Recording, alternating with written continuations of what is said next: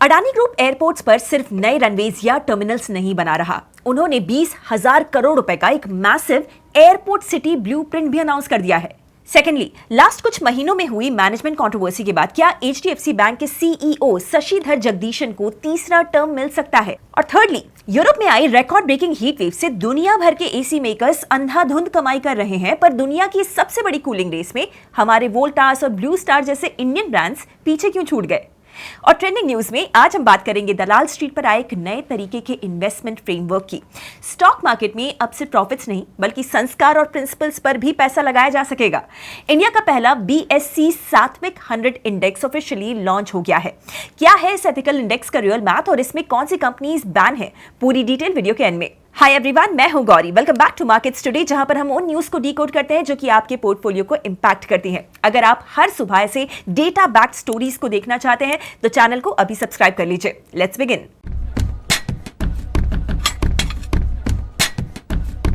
पहले एयरपोर्ट का मतलब सिर्फ यूजुअली फ्लाइट्स, सिक्योरिटी चेक और बोर्डिंग गेट हुआ करता था, लेकिन क्या एयरपोर्ट सिर्फ ट्रैवल पॉइंट ना रहकर एक पूरी इकोनॉमिक सिटी बन सकता है?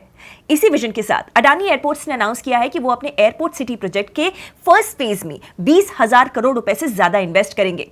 ये डेवलपमेंट इंडिया के 6 एयरपोर्ट्स के अराउंड किया जाएगा, जिसमें आते हैं मुंबई, नवी मुंबई, अहमदाबाद, लखनऊ, जयपुर और गुवाहाटी। टोटल मिलाकर 655 एकड़ से ज्यादा लैंड पर लगभग 22 मिलियन स्क्वायर फीट का इंटीग्रेटेड डेवलपमेंट प्लान किया गया है।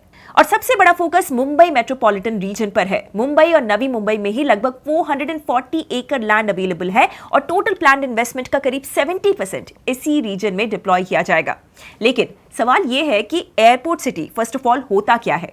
दुनिया के कई बड़े एयरपोर्ट्स सिर्फ एविएशन हब्स नहीं रहे। सिंगापुर का Changi airport, Dubai international, Amsterdam का स्किप हॉल और साउथ कोरिया का इंटन एयरपोर्ट अपने आसपास पूरे कमर्शियल इकोसिस्टम्स को डेवलप कर चुके हैं। यहाँ लोग सिर्फ फ्लाइट को पकड़ने नहीं आते हैं, बल्कि होटल्स में स्टे करते हैं, ऑफिसेज में काम करते हैं, शॉपिंग करते हैं, कॉन्फ्रेंसेस को अटेंड करते हैं और एंटरटेनमेंट भी एंजॉय करते हैं। अडानी एयरपोर्ट्स इसी ग्लोबल मॉडल को इंडिया में रेप्लिकेट करना चाहता है। कंपनी का यह कहना है कि ये projects traditional real estate developments नहीं होने वाले हैं। इनका डिजाइन एयरपोर्ट कनेक्टिविटी के अराउंड होगा। Hotels, office spaces, retail outlets, restaurant, entertainment centres और कन्वेंशन फैसिलिटीज को एयरपोर्ट, मेट्रो और सिटी ट्रांसपोर्ट के साथ सीमलेसली कनेक्ट किया जाएगा। इसका इकोनॉमिक इंपैक्ट काफी सिग्निफिकेंट हो सकता है। कंपनी के मुताबिक ऐसे एयरपोर्ट सिटीज टूरिज्म को बूस्ट कर सकते हैं, नए इन्वेस्टमेंट्स को ट्रैक कर सकते हैं, एम्प्लॉयमेंट को क्रिएट कर सकते हैं और सराउंडिंग सिटीज की इकोनॉमिक एक्टिविटी को भी तेज कर सकते हैं।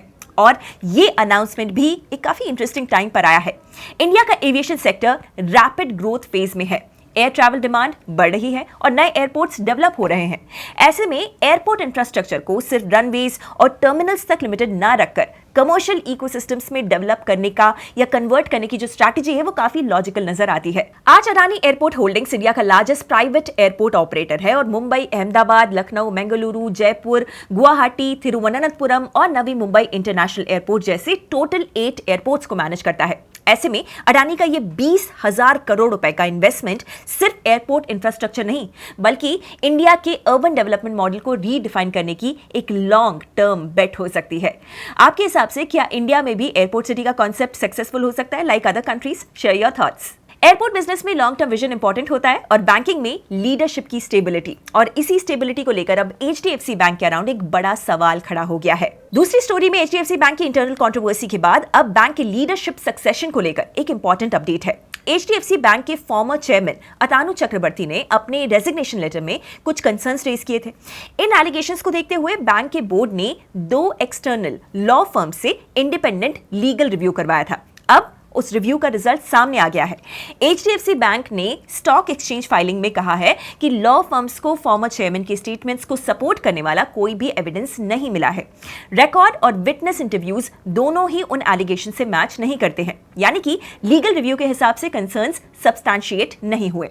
तो इस डेवलपमेंट के बाद अब एचडीएफसी बैंक का बोर्ड शशिधर जगदीशन को मैनेजिंग डायरेक्टर और सीईओ के फॉर्म में तीसरे टर्म के लिए रीअपॉइंट करने का प्रोसेस शुरू कर सकता है।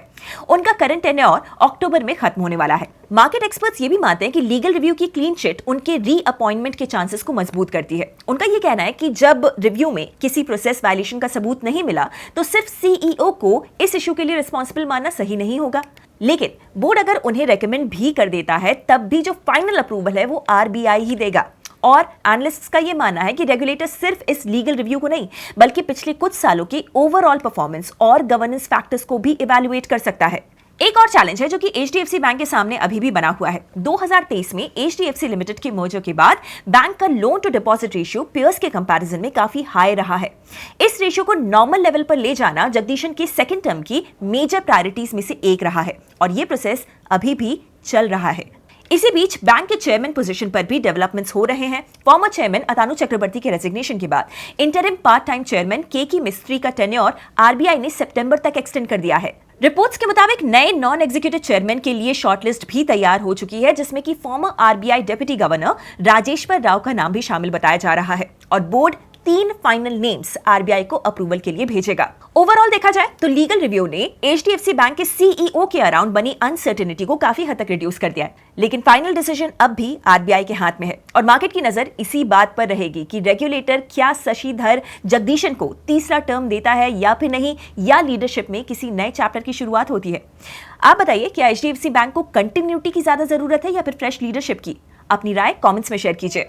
बैंकिंग बोर्ड रूम से निकलते हैं और चलते हैं यूरोप की हीट वेव की तरफ, जहां पर टेम्परेचर्स ने एक अनएक्सपेक्टेड बिजनेस अपॉर्चुनिटी क्रिएट कर दी है। यह वीडियो की आखिरी स्टोरी। यूरोप इस वक्त रिकॉर्ड ब्रेकिंग हीट वेव का सामना कर रहा है। टेम्परेचर्स इतने ज्यादा बढ़ गए हैं कि कई जगह पर स्कूल्स तक बंद करने पड़ रहे हैं, ट्रांसपोर्ट डिसरप्टेड बताया जा रहा है और पावर सिस्टम्स पर नेचुरली प्रेशर बढ़ गया है। और इस हीट वेव का सबसे बड़ा फायदा एशिया की एयर कंडीशन मैन्युफैक्चरिंग कंपनीज को मिल रहा है। साउथ कोरिया की सैमसंग और एलजी, चाइना की मीडिया और जापान की मित्सुबिशी इलेक्ट्रिक जैसे ब्रांड्स यूरोप में एसी सेल्स का जबरदस्त बूम देख रहे हैं।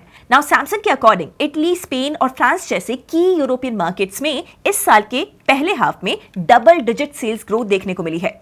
एलजी ने बताया कि उसके साउथ कोरिया वाले एसी प्रोडक्शन लाइंस अप्रैल से ही फुल कैपेसिटी पर चल रहे हैं ताकि ग्लोबल डिमांड को मीट किया जा सके। चाइना की मीडिया के ऑनलाइन सेल्स मई के महीने में साल दर साल लगभग 37% बढ़ गए, जबकि स्पेन और फ्रांस में शिपमेंट्स 108% तक जंप कर गई। और ये सिर्फ एक सीजनल स्पाइक नहीं है। Europe traditionally air conditioning market नहीं रहा है।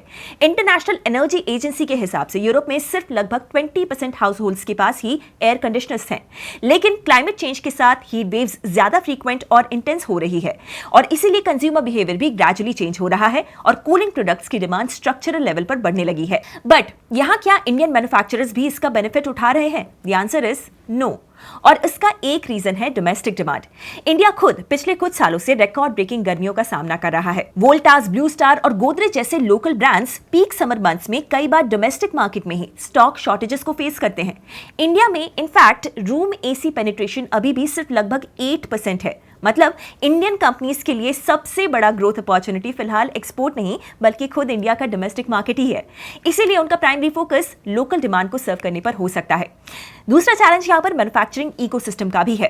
पीएलआई स्कीम के बाद इंडिया ने लोकल मैन्युफैक्चरिंग में प्रोग्रेस जरूर की है, लेकिन हाई एंड कंपोनेंट्स जैसे कि इन्वर्टर, कंप्रेसर्स, माइक्रो कंट्रोलर्स और सेमीकंडक्टर्स के लिए मैन्युफैक्चरर्स अभी भी इंपोर्ट्स पर डिपेंडेंट हैं, जो कि जियोपॉलिटिकल इश्यूज से बॉटलनेक बन रहा है।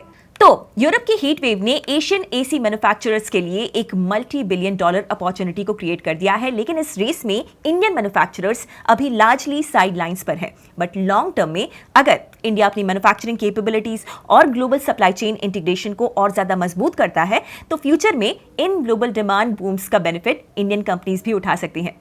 तो बताइए, क्या आपको लगता है कि वोल्टास और ब्लू स्टार को अब एक्सपोर्ट्स पर भी अग्रेसिवली फोकस करना चाहिए? अब ट्रेंडिंग न्यूज, बीएसई लिमिटेड ने इंडिया का पहला बीएससी सात्विक 100 इंडेक्स लॉन्च किया है, जो उन कंपनीज को ट्रैक करेगा जो सात्विक या वैल्यू बेस्ड इन्वेस्टिंग प्रिंसिपल्स के साथ अलाइन करती हैं। इस इंडेक्स में alcohol, tobacco, gambling, meat processing, animal cruelty और कुछ और कंट्रोवर्शियल बिजनेसेस से जुड़ी कंपनीज को एक्सक्लूड किया गया है। इंटरेस्टिंग बात यह है कि ये इंडिया का वर्जन ऑफ एथिकल इन्वेस्टिंग बन सकता है, कुछ हद तक ईएसजी या शरिया इन्वेस्टिंग की तरह, लेकिन इंडियन कल्चरल वैल्यूज और अहिंसा प्रिंसिपल्स के फ्रेमवर्क के साथ। The wealth company mutual fund का कहना है कि उनका एथिकल फंड पहले से ही इस फिलॉसफी को फॉलो करता है और नया इंडेक्स उस अप्रोच को एक फॉर्मल बेंचमार्क प्रोवाइड करेगा।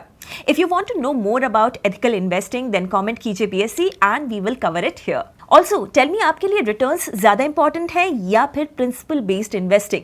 अगर दोनों में से एक चूज करना पड़े तो आप क्या चूज करेंगे? That's it then. What do you think of today's stories? Let me know in the comments और ऐसे ही वीडियोस रोज देखने के लिए subscribe this channel. I will see you in the next video. Investment in securities market are subject to market risks. Read all the related documents carefully before investing.